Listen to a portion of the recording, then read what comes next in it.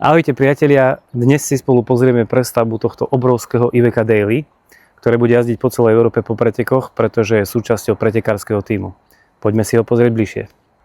Iveco Daily L4H3, to znamená 7,40 m dĺžky a skoro 3 m výšky, čo nám dáva v interiéri priestor 4,70 m na dĺžku a 2,10 m na výšku, takže naozaj veľmi veľa priestoru a perfektné aj pre vysokých ľudí. Keď sa na Dailynu pozrieme zvonka, vidíte, že predná maska je veľmi pekná, celkovo je naozaj obrovské to auto, mne osobne sa veľmi páči. Čo sa týka exteriéru tej našej obytnej prestavby, tak máme tu na klasické karavanistické veci, takže keď pozrieme z boku, máme 4,5 metrovú markízu, vonkajšia sprcha, vonkajšia zásuvka na plyn, aby sme sa vedeli napojiť grillom, vonkajšia zásuvka 12 a 230, na streche máme solárne panely a takisto 230 V klimatizáciu. Poďme sa pozrieť do interiéru.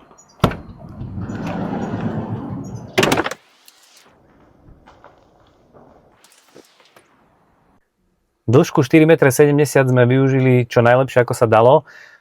Základná požiadavka bola tým, že teda sa jedná o auto, ktoré bude chodiť po pretekoch, aby garáž bola čo najväčšia.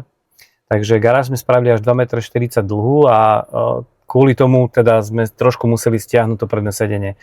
Ale ako si budeme môcť pozrieť, tak máme predné sedenie, máme veľkú kúpeľku so samostatnou sprchou, veľkú posteľ a takisto ešte aj prídavné skrinky, na opačnej strane kuchyňu, chladničkovú skrinku a ďalší šatník.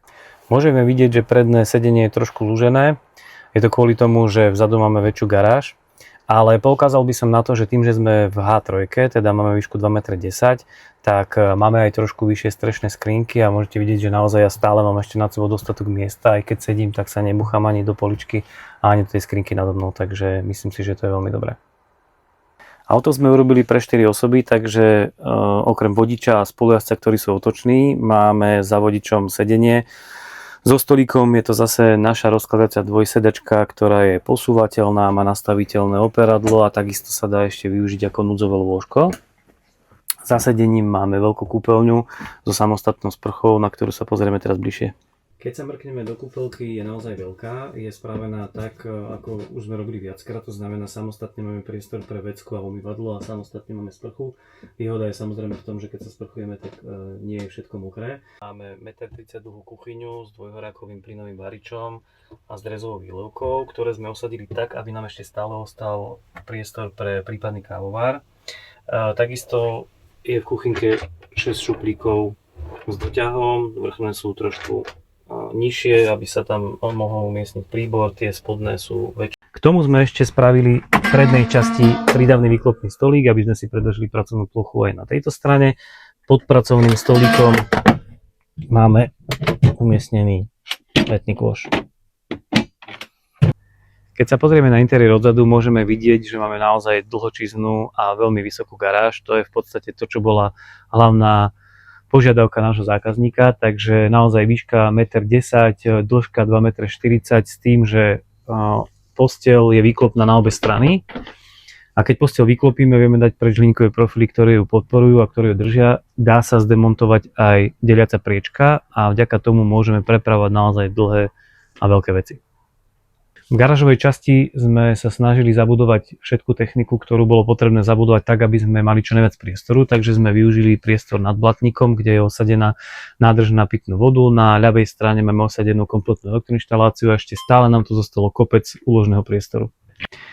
Tým, že garáž je vysoká, aby sme tam mali čo najviac miesta, tak posteľ je osadená vyššie, takže sme museli použiť rebrík, ale ten vôbec nezavadzia tomu, aby sme sa dostali či do chladničky, alebo z druhej strany do kúpeľky.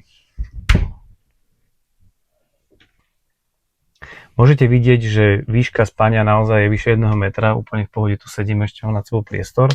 A keď sa pozrieme dozadu a ja vidím to obrovské letisko, tak si myslím, že sa tu musí parádne spať. Nad kabínou nám vznikol takisto jeden veľký úložný priestor. Zároveň sme v tejto časti umiestnili všetky ovládacie panely, teda kontrolný panel Simarin, kde vieme pozrieť, aký máme stav batérií, aký máme stav vodných nádrží, ktorý spotrebič nám odoberá koľko energie. Zároveň tu máme ovládanie od kúrenia truma a takisto máme hlavný vypínač na čerpadlo a vypínač na vyrievanie odpadovej nádrže. Ako môžete vidieť, u nás Stane Event sa robia naozaj individuálne a sem tam aj veľmi špeciálne prestavby, takže ak aj vy budete mať záujem o nejakú špeciálnu prestavbu, sledujte nás, ozvite sa nám.